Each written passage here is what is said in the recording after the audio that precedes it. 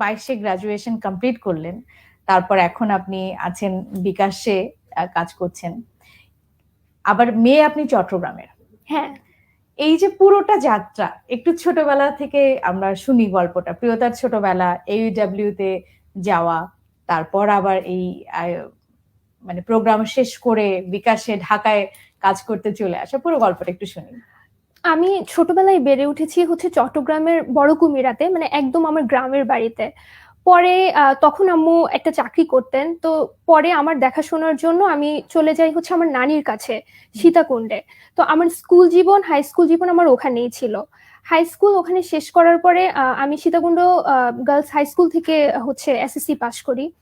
এরপর আমার যারা ফ্রেন্ডরা ছিল, যারা অনেক ভালো রেজাল্ট করেছে, তারা সবাই আসলে চট্টগ্রামের বিভিন্ন স্বনামধন্য কলেজে ভর্তি হতে চায়।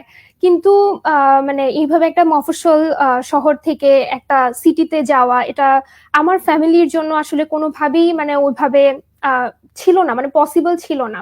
কিন্তু যেহেতু আমার অনেক আগ্রহ ছিল, আমার রেজাল্ট ভালো ছিল, আমার টিচাররাও আমার আম্মুকে বলল যে আপনার মেয়ের মধ্যে প্রতিভা আছে, চেষ্টা করে দেখেন। পরে আম্মু বলল আচ্ছা ঠিক আছে, ওর যেহেতু পড়ার ইচ্ছা আছে আম্মু ভর্তি করাবে, কিন্তু আম্মু মহিলা কলেজে ভর্তি করাবে, মানে কম মাইন্ড পড়তে দেবে না। কারণ আম্মুর মধ্যে এরকম একটা ধারণা ছিল যে মানে আমার কোনো বড় ভাই নাই, বা আমার আব্বু একটু উদাসীন, যার কারণে আমাকে ওভাবে সাপোর্ট দিতে পারবে না, যদি আমি কম মাইনে পড়ি অনেক ধরনের ঝামেলা থাকতে পারে, বা ওইরকম বয়সটাতে হচ্ছে মানুষ আসলে একটু ভুল পথের দিকে যায়।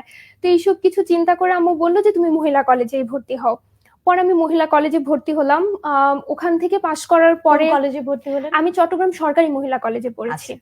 ওইখান থেকে পাশ করার পরে আমি আসলে চিন্তা করছিলাম এরপর ইউনিভার্সিটি লাইফ নিয়ে। আমার ফ্যামিলির যে ফিনান্সিয়াল কন্ডিশন, আমি জানতাম যে আমাকে প্রাইভেটে পড়ানো সম্ভব না। তো পরে আমি কিছুদিনের জন্য হচ্ছে চট্টগ্রাম কলেজে ভর্তি হয়েছিলাম।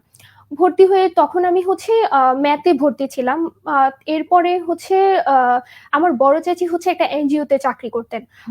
এনজিওটার নাম ছিল হচ্ছে young power in social action.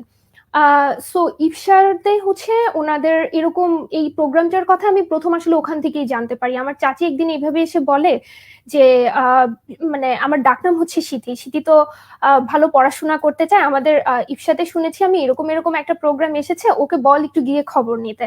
পরে আমি অফিসে গেলাম, ওনাদের সাথে কথাবার্তা বললাম, পরে ওনারা বললো আপনি চট্টগ্রাম কলেজে ম্যাথে ভর্তি হয়ে আছেন? হ্যাঁ, ম্যাথে ভর্তি হয়ে আছি অলরেডি।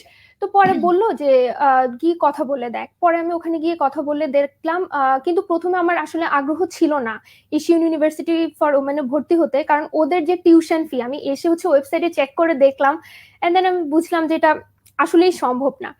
পরে বললো যে না, ওরা আসলে স্কলারশিপও দেয়, তুই অ্যাটলিস্ট অ্যাপ্লাই করে দেখ। পরে আমার জানা মতে ওই এনজিওর থ্রোতে হচ্ছে আমরা 5জন কি 7জন পরীক্ষা দিয়েছিলাম, এন্ড দেন ওখান থেকে শুধুমাত্র আমি একজনই হচ্ছে রিটেনে টিকি। রিটেনে টেকার পরে আমি ভাইবা যখন দিতে যাই, আমি আসলে জানতামই না যে এখানে ভাইবা কিভাবে হয় বা কি।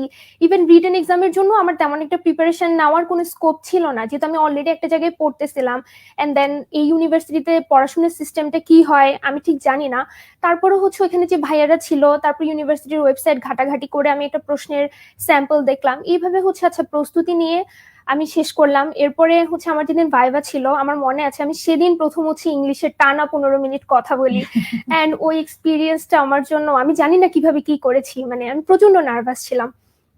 যাই হোক, সম্পূর্ণ কিছু শেষ করার পরে আমি এশিয়ান ইউনিভার্সিটি ফর ওমেনে ভর্তি হই, যেটা হচ্ছে আমার লাইফের জন্য, আমি বলি আমার লাইফের এটা একটা one of the best decisions. কারণ আমি যদি এশিয়ান ইউনিভার্সিটি ফর ওমেনে ভর্তি না হয়ে যেতাম, তাহলে আজকে আমি এখানে দাঁড়িয়ে মানে এখানে বসে এত কনফিডেন্টলি কথা বলতে পারতাম না।